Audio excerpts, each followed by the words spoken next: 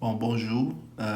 Aujourd'hui, on va voir la dernière partie du bloc 4 concernant la partie des génétiques et hérédité. Ok. Vous avez déjà vu toute la partie qui concerne la mitose, la méiose, la gamétogénèse, la division cellulaire.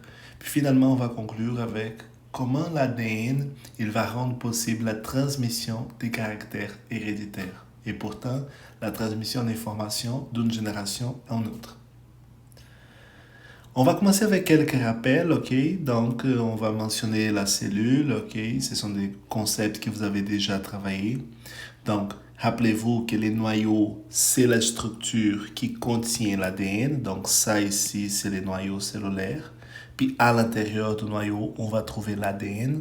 Okay? Puis, l'ADN, pourtant, c'est notre molécule qui représente toute l'information génétique nécessaire pour les bons fonctionnements de l'individu.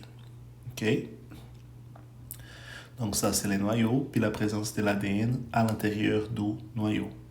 Bien sûr, ce noyau il est protégé par une enveloppe nucléaire, ok, qui c'est exactement une espèce de capsule qui va protéger cet ADN de toute la fonction ou toutes les réactions métaboliques qui vont se dérouler au niveau du cytoplasme.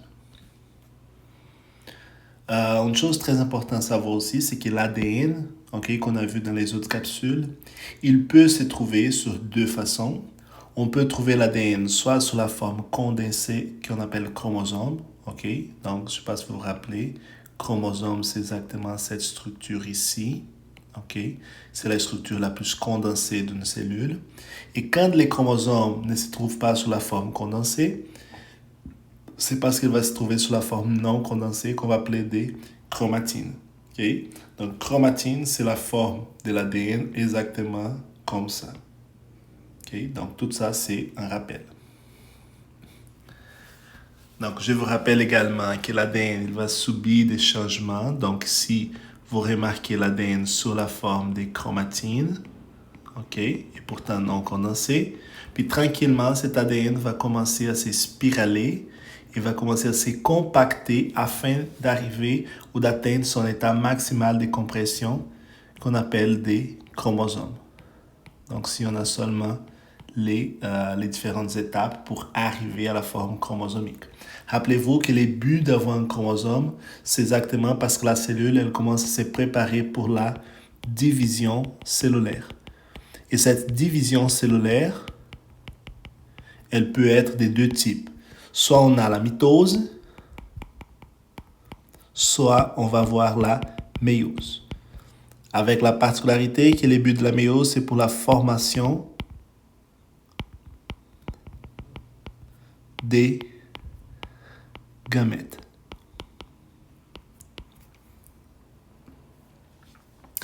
C'est très important aussi rappeler sur les protéines. Okay? Donc, on a déjà vu que les protéines, ce sont des grosses molécules. Donc, la protéine, c'est un polymère.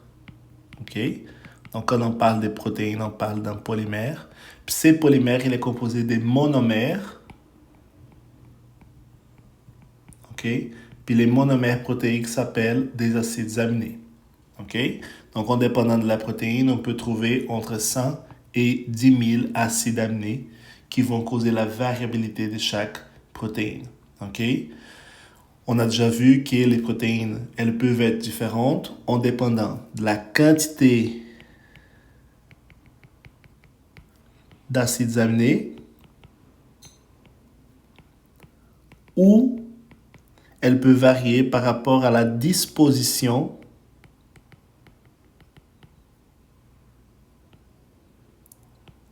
d'acides aminés. Alors, comment ces acides aminés vont se disposer? Ok, si on prend deux protéines qui contiennent la même quantité d'acides aminés, comme vous voyez ici, observez par exemple que ici, l'acide aminé 3, 4 sont différents. Ok, donc si on a un acide aminé jaune, ici on a un acide aminé violette. Ici on a un acide aminé bleu, ici on a un acide aminé violette. Seulement les changements de type d'acide aminé est suffisant pour configurer la production de nouvelles protéines. OK? Donc, les positionnements différents des acides aminés, il va entraîner la création des protéines qui sont différentes. Rappelez-vous aussi qu'il y a les ribosomes, ok? Donc la fonction principale du ribosome, c'est exactement de synthétiser les protéines. Puis on peut trouver les ribosomes soit sous la forme libre, soit sous la forme fixée au réticulum endoplasmique rugueux, ok? Puis bien sûr, chaque ribosome va synthétiser des protéines qui vont se diriger à une destination précise. Soit la protéine demeure à l'intérieur de la cellule, soit elle se dirige vers l'extérieur cellulaire. Okay? Je vous rappelle également que la synthèse des protéines, elle est un phénomène qui va consommer de l'ATP et pourtant qui en demande énergétique. Pour ceux qui ne se rappellent pas, l'ATP est produit au niveau de la mitochondrie. Okay? Par rapport à l'ADN qu'on a déjà vu, okay? L'ADN, comme vous savez, c'est l'information génétique de n'importe quel individu, n'importe quelle espèce. Okay? On a déjà vu dans les autres capsules que toutes les cellules humaines, okay, à l'exception des cellules sexuelles ou des gamètes, vont contenir 46 chromosomes ou 23 paires de chromosomes homologues. Pour ceux qui ne se rappellent pas, des chromosomes homologues, ce sont des chromosomes identiques, un qui provient de la mère, l'autre qui provient du père. Donc, si vous avez l'image, ok, je vous montre ici l'image. Et dans cette image ici, on a un karyotype humain. Donc, karyotype, c'est l'ensemble de tous les chromosomes qu'on va trouver dans une espèce, ok, ou dans un individu. Donc, si vous comptez, on a 23 paires de chromosomes. Vous voyez qu'on va numéroter les chromosomes par rapport à la taille et par rapport à la position du centromère. Mais vous allez remarquer que nous, on ne va pas arriver à cette classification au niveau de la position du centromère parce que ça, c'est un cours de cytogénétique plus approfondi. Ce n'est pas le but de notre cours. Puis ici, vous remarquez que pour chaque type de chromosome, on va trouver toujours des chromosomes qui sont homologues. Donc, observez les chromosomes 1. On a un chromosome ici qui possède aussi son équivalent. Ça veut dire qu'il y a un chromosome qui vient de la mère, un autre chromosome qui provient du père. Pour les chromosomes 2, vous voyez, on a deux chromosomes qui possèdent la même taille, un qui provient de la mère, l'autre qui provient du père. Chromosome 3 également, un de la mère, l'autre du père. Louis, moi je ne comprends pas. Comment tu sais que ces chromosomes proviennent de la mère puis celui provient du père? En effet, les amis, ici, je fais une estimative, ok? C'est sûr que s'il y a deux chromosomes, c'est parce qu'un provient de la mère, l'autre provient du père. Ça se peut que ce soit l'inverse. Ça se peut que ces chromosomes proviennent de la mère et celui provient du père. Ça, ce n'est pas vraiment important. Ce que vous devez savoir, c'est que chaque chromosome va provenir d'un parent différent, ok? Au total, on va observer qu'il y a 46 chromosomes, 44 chromosomes ou 22 paires de chromosomes qu'on appelle des chromosomes autosomiques. Okay? Donc, du chromosome 1 jusqu'au chromosome 22, on a des chromosomes qui sont autosomiques. Et les derniers chromosomes que vous voyez ici, je viens d'entourer, on appelle ça des chromosomes sexuels. Également, il y a un chromosome sexuel qui provient de la mère et un autre qui provient du père. OK? Une chose très importante à remarquer, c'est qu'il y a une différence entre l'homme et la femme par rapport aux chromosomes sexuels. Vous allez remarquer que l'homme et la femme, peu importe au niveau du chromosome autosomique, ils possèdent les mêmes chromosomes autosomiques. Par contre, au niveau du chromosome sexuel, on va remarquer que les femmes, elles contiennent toujours deux chromosomes qui sont X et pourtant deux chromosomes qui sont homologues. Pourquoi? Parce que les chromosomes sont identiques. Pareil comme pour les autosomes. Tandis que quand on analyse les karyotypes d'un homme, vous remarquez ici qu'il y a un chromosome X, et puis lui, il est beaucoup plus gros que son chromosome qui n'est pas homologue. Okay? C'est le chromosome Y. Vous remarquez ici que le chromosome Y il est beaucoup plus petit que le chromosome X. Dans ces cas ici, on les appelle des hétérosomes. Pourquoi? Parce que les chromosomes ne possèdent pas la même taille et pourtant ne sont pas homologues. OK? Donc, observez que quand on observe un homme, on a XY. Quand c'est une femme, on va voir XX. Il y a quelques maladies qui peuvent affecter, les karyotypes humains. Ce sont des maladies assez connues du point de vue du changement chromosomique. Puis normalement, ces maladies vont désigner une situation, où on peut retrouver plus ou moins de chromosomes que l'habituel. Les premiers types de maladies qu'on va remarquer, c'est la maladie qu'on appelle des trisomies. Donc, trisomie, si on observe la nomenclature, tri, ça veut dire 3. Zomie, c'est chromosome. Donc, si on a 3 chromosomes qui sont homologues, je ne sais pas si vous remarquez ici dans les karyotypes, mais quand on analyse presque tous les autosomes, on va trouver les chromosomes homologues en quantité de 2. Sauf ici, les chromosomes 21. Je ne sais pas si vous voyez, mais ici, au niveau du chromosome 21, on va trouver 3 chromosomes qui sont homologues. Ça, c'est un cas de trisomie. Ici, par exemple, comme c'est le chromosome 21, on a la trisomie 21. C'est une maladie très connue et c'est exactement ça qui va causer ce type d'anomalie ou ce type de maladie. C'est exactement l'effet que l'individu il possède 3 chromosomes qui sont homologues. Donc, dans cet exemple, l'individu il souffre de la trisomie 21 ou la syndrome de Down ou on appelle aussi des mongolismes. L'autre type de maladie qu'on va trouver, c'est la monosomie. Puis la monosomie, en effet, c'est le processus inverse. Donc, à la place de trouver 2 chromosomes, on va trouver un chromosome déficitaire. Donc, si vous remarquez une autre fois dans les karyotypes, où est-ce qu'on va trouver un système d'anomalie? C'est exactement ici. Observez les chromosomes 18. Puis, à la place d'avoir 2 chromosomes 18, pourtant les 18 et son homologue, on va trouver un seul chromosome 18. Donc ça ici, c'est un exemple de monosomie. Ça, on appelle des monosomies 18. Pourquoi? Parce qu'elle va affecter les chromosomes 18.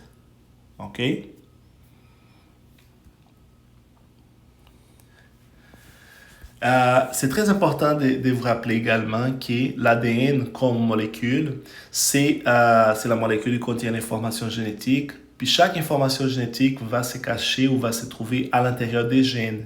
Pour faire une analogie peut-être plus simple, imaginons par exemple un armoire immense. Puis cette armoire il est composé de plusieurs tiroirs différents. Chaque tiroir qu'on va observer dans cette armoire, c'est un gène. Donc, il y a un tiroir qui vous allez mettre des bijoux. Il y a un tiroir qui vous allez mettre, je ne sais pas, de l'argent. Il y a un autre tiroir que vous allez mettre, je ne sais pas, peut-être pour les filles des maquillages. Donc, ce sont des tiroirs différents, des compartiments différents où vous allez ranger des choses différentes, des objets différents. Donc, c'est un peu la même chose qui fonctionne pour l'ADN. L'ADN contient des gènes. Chaque gène est responsable pour la synthèse d'une protéine spécifique. Donc, tout ça ici, ce sont des rappels de l'autre matière qu'on a déjà vue. Rappelez-vous que la définition des gamètes, c'est un spermatozoïde ou un ovule. Le spermatozoïde pour l'homme et ovule pour la femme. Chez l'espèce humaine, on trouve 46 chromosomes dans les noyaux. Pourtant, chaque gamète va contenir 23 chromosomes.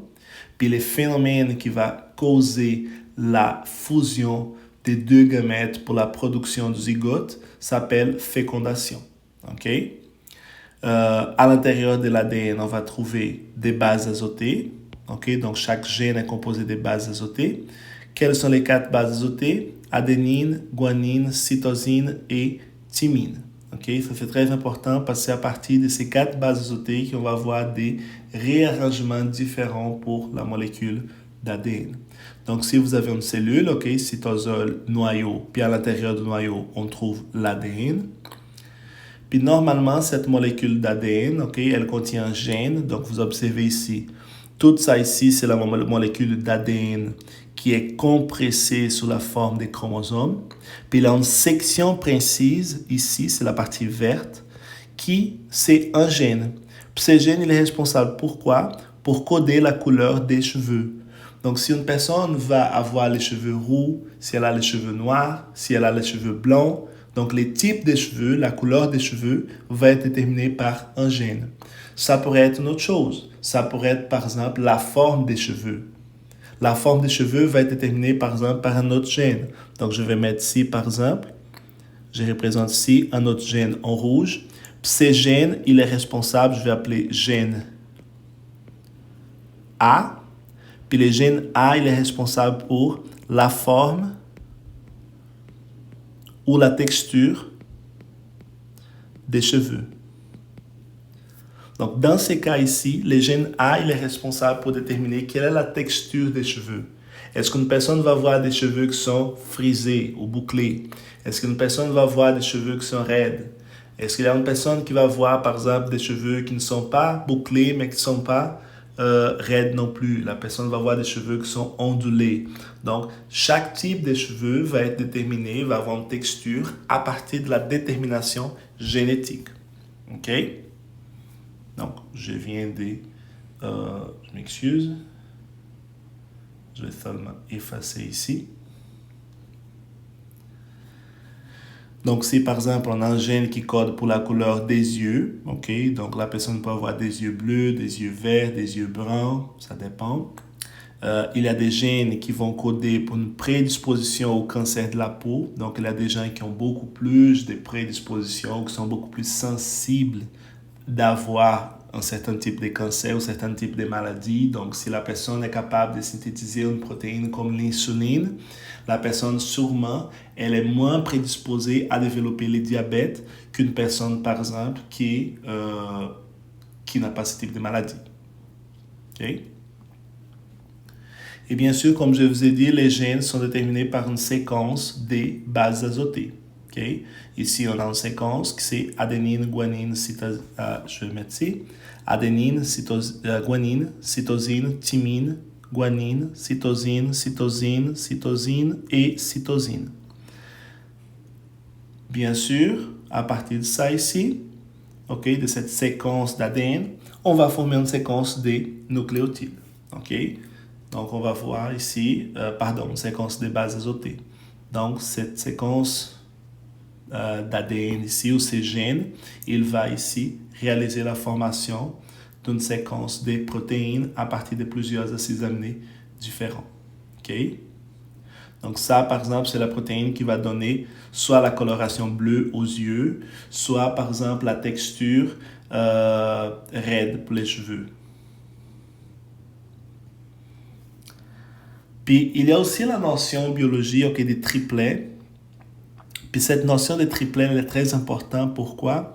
Parce qu'elle va indiquer que à chaque 3 bases azotées ici, okay, on appelle ça des codons. Donc, chaque codon qui est composé de 3 bases azotées, elle va originer ici un acide aminé. OK? Donc, si on a 1, 2, 3 bases azotées.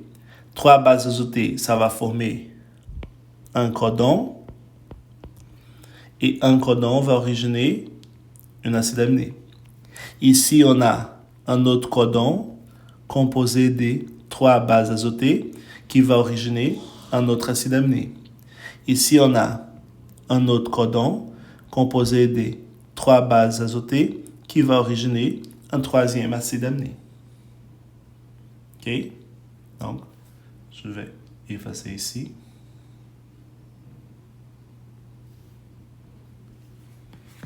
Donc, vous voyez ici, on a chaque codon associé à un acide aminé précis. D'accord? Donc, dans la situation normale, c'est comme ça que ça va se produire. Mais il faut savoir que dans certains cas, on pourrait avoir des phénomènes de mutation. Okay? Donc, c'est quoi la mutation? C'est un changement des bases azotées au niveau de l'ADN qui peut résulter dans une protéine différente. Je ne sais pas si vous vous rappelez, mais je vous ai dit tantôt que parfois, il y a des petits changements au niveau des bases azotées. Okay? Puis bien sûr, le changement des bases azotées, c'est un phénomène de mutation. Mais s'il y a un changement de base azotée, on peut changer le type d'acide aminé qu'on va synthétiser à la fin. Puis si on change l'acide aminé, rappelez-vous l'idée du regroupement des protéines, si on change l'acide aminé, on peut changer le type des protéines qu'on va synthétiser. Okay? Donc, observez ici que dans cette séquence normale, on va avoir un acide aminé vert, un acide aminé violet et un acide aminé jaune. À partir du moment qu'on a changé, on a réalisé une mutation, observez ici par exemple que ici on a adénine, guanine, cytosine, thymine, guanine, cytosine, cytosine, cytosine et cytosine. D'accord? Si on remplace par exemple la guanine par une thymine, on change la base azotée. Qu'est-ce qui va se passer au niveau de la synthèse de l'acide aminé? Sûrement, on va avoir un changement. Donc, si les codons qui auparavant synthétisaient un acide aminé vert, il va continuer à synthétiser un acide aminé vert. Par contre, les prochains codons, comme il a subi une mutation, il va synthétiser un autre type d'acide aminé, un acide aminé bleu. Donc, vous voyez ici qu'ici, on change les types d'acide aminé et pourtant, on va changer les types des protéines. OK? Donc, on va voir un peu comment va se dérouler les mécanismes de synthèse d'une protéine. OK? Donc, le mécanisme de synthèse d'une protéine, il est très important parce qu'on sait un peu quels sont les éléments qui vont participer. On sait que la protéine, elle doit provenir de l'information génétique qui se trouve dans les noyaux, pourtant l'ADN, plus précisément les gènes. Et on a les ribosomes qui sont les organettes responsables pour la synthèse des protéines. Soit les ribosomes vont se trouver fixés au niveau du réticulum endoplasmique rugueux, soit les ribosomes vont se trouver libres. Puis ici, il y a une problématique, Donc, on sait que les ribosomes, ils font la synthèse des protéines dans les cytoplasmes. Donc, on va trouver des ribosomes au niveau du cytoplasme. Par contre, l'information génétique, elle va se trouver dans les noyaux. Puis une chose très importante, c'est de savoir que l'ADN, il ne peut pas venir ici, au niveau du cytoplasme, pour réaliser la synthèse des protéines. De la même façon, les ribosomes, il n'est pas autorisé à rentrer dans les noyaux pour réaliser la synthèse des protéines. Alors ici, on va se poser la question, Louis, étant donné qu'il y a une barrière géographique ici, comment va se dérouler ces phénomènes de synthèse des protéines? Donc la solution, c'est que la cellule, elle fabrique une copie de l'ADN, Donc c'est un peu une copie, on pourrait dire, un prototype de l'ADN qui va s'appeler ARN messager. On appelle ce phénomène de transcription de l'ARN messager. Puis à partir de cette transcription, c'est exactement cette copie qui va rejoindre les ribosomes dans le cytoplasme. Donc, observez ici l'ADN. Ici, on a notre gène de synthèse. Puis le gène de synthèse va subir une copie pour former un ARN messager. Observez que ce n'est pas toute l'ADN qui va être répliqué. C'est seulement les gènes précis pour la synthèse de notre protéine en question. Ce phénomène de synthèse d'ARN messager s'appelle transcription. Une fois qu'on a synthétisé l'ARN messager, on va prendre cette molécule d'ARN messager puis on va l'envoyer vers les cytoplasmes. Pourquoi? Parce que rendu au cytoplasme, l'ARN messager il est capable de réaliser la synthèse des protéines en s'associant au ribosome. Alors le ribosome, qu'est-ce qu'il va faire? Il va réaliser un phénomène de traduction. Puis la traduction, c'est exactement transformer l'ARN messager qu'on trouve ici en protéine. Donc, observez qu'il commence à synthétiser une protéine à partir de cet ARN messager. Pour rendre plus facile cette compréhension, je vous invite à réfléchir sur la propre terminologie. Observez que quand on parle de transcription, c'est quoi? C'est passer d'un langage chimique à un autre langage chimique pareil. Je vous invite un peu à réfléchir sur peut-être votre primaire. Quand votre prof de primaire, elle vous demandait par exemple dans une dictée d'écrire les mots que la prof elle nommait. Donc la prof nommait, je ne sais pas, maison. Donc la prof prononçait ça en français. Puis vous, comme des enfants, vous étiez en train d'écrire en français. Donc, vous avez compris les langages en français, vous avez écrit exactement dans le même langage français. Par contre, quand vous êtes en train d'écouter une langue étrangère pour vous, vous avez besoin peut-être d'un Google Translate pour pouvoir faire la conversion de cette langue étrangère dans votre langue maternelle ou la langue où vous êtes plus familiarisé. Pourquoi? Parce qu'il y a une différence des langages.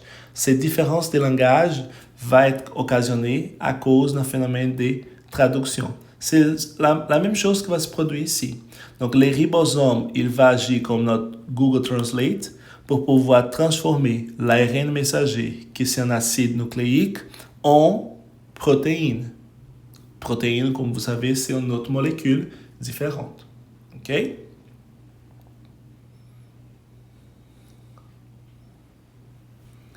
Donc ici, vous avez une animation. OK, je vais vous envoyer aussi ces liens. À partir de cette animation, vous êtes capable également de voir toute la synthèse des protéines. Puis une chose très importante à savoir, c'est qu'il y a des mécanismes de diversité génétique. OK? Donc, quels sont les mécanismes qui vont rendre possible la diversité génétique? Je vous ai déjà mentionné dans la capsule vidéo des méioses que la méiose, bien sûr, c'est la division cellulaire nécessaire pour la synthèse et la formation des gamètes. OK? Mais il y a 3 phénomènes qui vont collaborer pour augmenter la variabilité génétique à l'intérieur d'une espèce. Première chose, c'est l'appariement indépendant des chromosomes homologues. Ça veut dire que, rappelez-vous les karyotypes tantôt que je vous ai montré, puis dans les karyotypes, il y avait des chromosomes homologues, puis je vous ai indiqué qu'il y avait des chromosomes de la mère et du père. Mais nous, on n'est pas capable de déterminer quel chromosome provient de la mère ou quel provient du père. Ça, c'est l'idée d'appariement indépendant des chromosomes homologues. Pourquoi? Parce que comme les chromosomes sont homologues, ça veut dire qu'on ne sait pas exactement qui provient du père ou qui provient de la mère.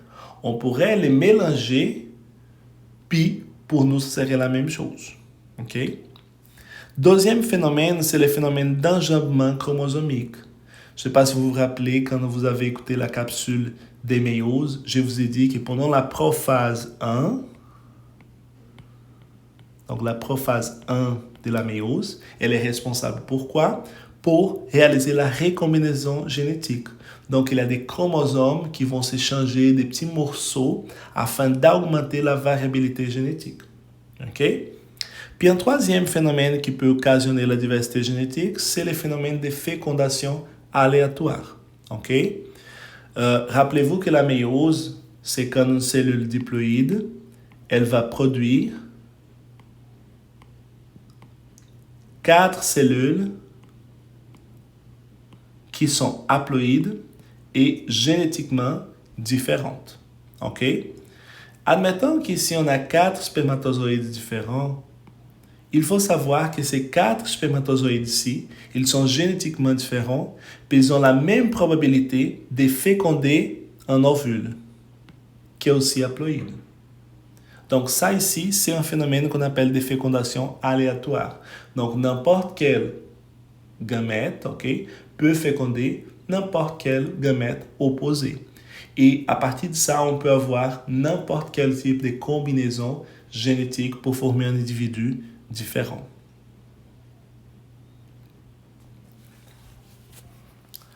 Alors, l'appariement indépendant, il va se dérouler pendant la métaphase 1 de la méiose 1. OK? Donc, on va prendre ici une cellule diploïde à 6 chromosomes.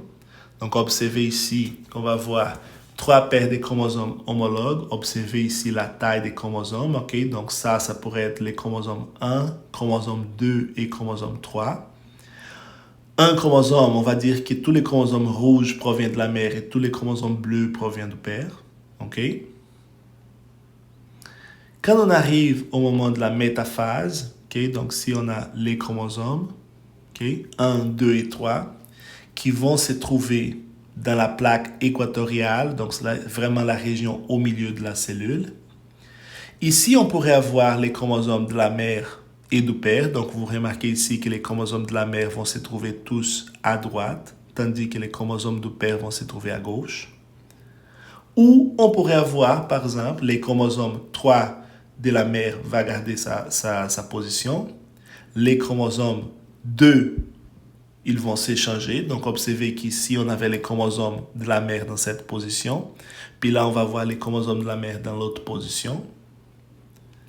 Et les chromosomes 1, il garde sa position d'origine. Donc, ça ici, c'est un phénomène qui peut démontrer une certaine variabilité génétique à cause de quoi?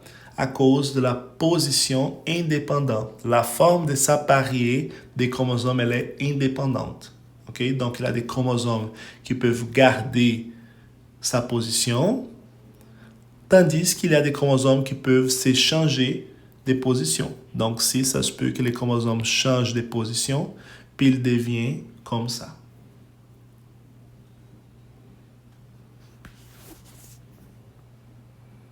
Alors, combien de gamètes différents on peut produire en fonction de positionnements différents? OK? Ici, c'est assez facile de faire ce type de calcul parce qu'on utilise une formule assez simple. OK? Normalement, qu'est-ce qu'on va faire pour ça? On peut avoir des possibilités différentes. Okay? Donc, je vous ai montré une possibilité, okay, des changements.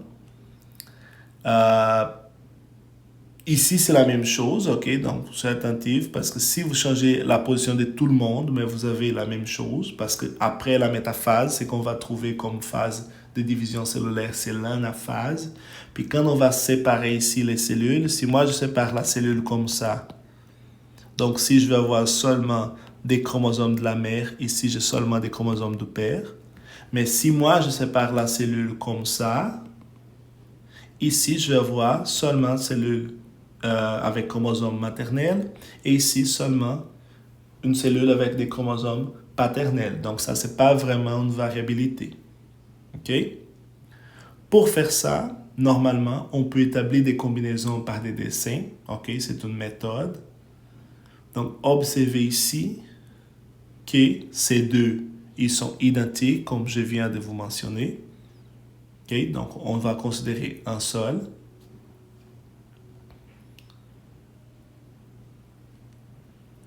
Ceux ici, ils sont aussi identiques.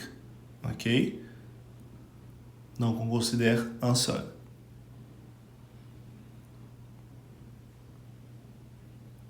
Ici, on forme une cellule seulement avec des chromosomes du père, une cellule avec seulement des chromosomes de la mère, deux cellules, une qui contient chromosome 3 de la mère, chromosome 2 et 1 du père, tandis que dans l'autre, seulement les chromosomes 3 appartiennent au père, les restants appartiennent à la mère.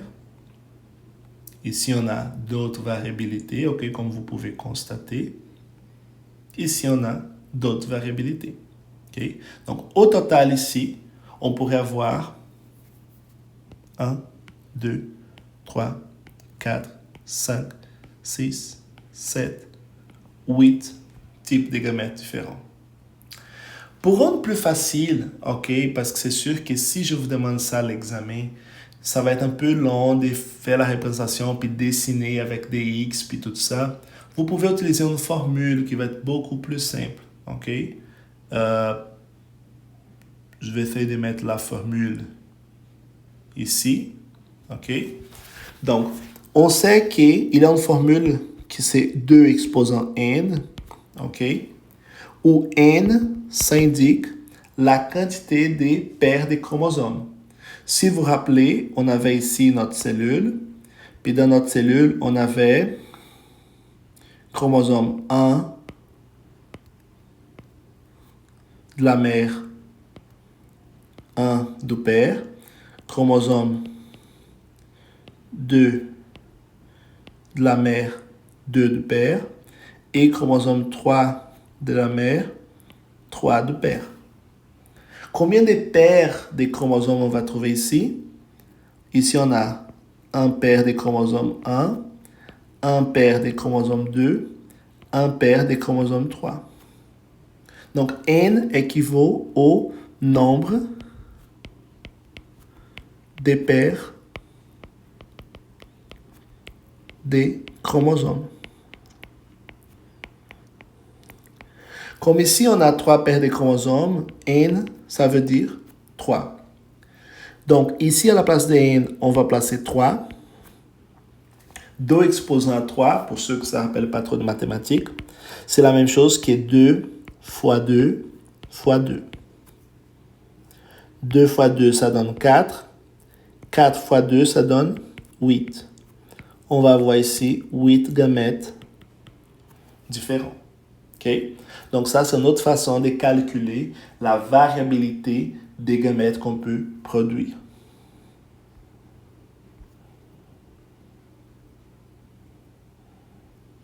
Okay? Donc c'est la même chose. Ici, on a 8 possibilités de gamètes différentes. Je fais seulement la démarche pour vous montrer d'où ça provient chaque élément. Okay? Donc, idéalement, essayez toujours d'utiliser la formule. Okay? Si je vous demande ce type de questions à l'examen, peu importe la quantité de gamètes que je vous donne, soyez attentifs. Si je vous dis, par exemple, qu'une cellule diploïde, elle contient 10 chromosomes, vous devez être très attentif à ça. Cellule diploïde contient 2 jeux chromosomiques. Okay? Un jeu qui provient de la mère, un jeu qui provient du père. La cellule haploïde, elle contient combien de chromosomes? Toujours la moitié, donc 5. Okay? Elle contient 5 chromosomes. Et pourtant, ce type de cellule, elle va contenir combien de paires de chromosomes? 5.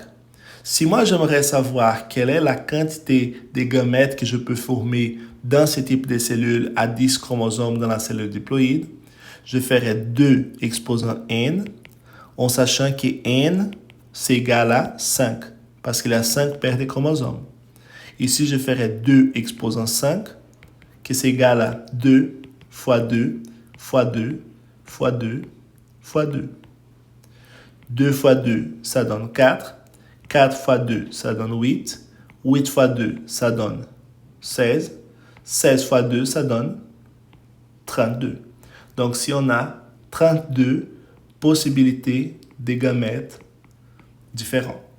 OK?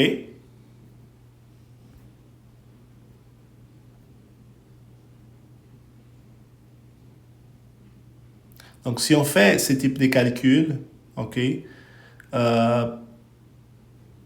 par rapport bien sûr à l'espèce humaine, on va observer qu'on utilise la même formule, 2 exposant n. Nous, étant qu'espèce, on possède 23 paires de chromosomes. OK, donc 2 exposant 23. Là, vous faites 2 fois 2 fois 2 fois 2, 23 fois. Puis, chaque individu, on est capable de produire environ proche de 8400 possibilités de gamètes différents seulement en analysant l'appariement indépendant des chromosomes homologues. Okay? Donc, c'est vraiment une diversité assez élevée pour ce type de choses. Donc, si vous avez quand même d'autres possibilités, OK. Deuxième type de diversité qu'on a, c'est l'enjambement chromosomique, OK. Donc, ça, je ne veux pas cibler trop cette partie parce qu'on a déjà vu ça quand on a parlé de la méiose. Mais exactement, l'enjambement, c'est quand il y a, par exemple, un mix ou un échange entre des morceaux chromosomiques, entre des chromosomes différents. Donc, vous voyez ici qu'on a les chromosomes de la mère et les chromosomes du père. Ils réalisent l'enjambement, puis il y a un morceau de la mère qui va se diriger vers les pères et un morceau de père qui va se diriger vers la mère. Donc, à la fin, on va voir ce type de configuration chromosomique ici. Ça, c'est le phénomène qu'on appelle enjambement chromosomique. Okay? Ce phénomène va se dérouler au niveau de la prophase 1. Okay? Donc, analysez la prophase 1. Ici, vous avez un tableau avec tous les détails par rapport à la méiose. Si vous voulez, vous avez aussi les diapos pour pouvoir consulter. Puis, vous avez la prophase, la métaphase, l'anaphase et la télophase. Okay? Rappelez-vous que la méiose 2, c'est une division cellulaire identique à la mitose. Donc, ça suffit de vérifier la mitose pour voir qu'est-ce qui va se passer au niveau de la méiose 2. Et le troisième phénomène, c'est la fécondation aléatoire. Okay? La fécondation aléatoire, comme je vous ai dit, ça va être à partir du moment que n'importe quel spermatozoïde peut féconder n'importe quel type d'ovule. Je vous ai montré tantôt les calculs que N'importe quel individu, on est capable de produire environ 8 millions de gamètes. Okay? Pour les hommes, environ 8 millions. Pour les femmes, environ 8 millions d'ovules.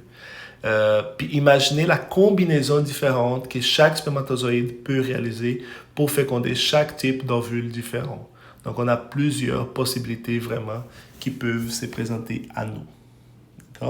Les prochaines diapos, on va voir toute la partie qui concerne les concepts en génétique. Ok, donc pareil comme pour le chapitre 7, on va séparer ça en quelques capsules. Puis là, on va voir comment on va déterminer la partie associée à des concepts de base. Les concepts d'allèle, les concepts de génotype, phénotype, pour finalement rentrer dans la résolution des problèmes en génétique.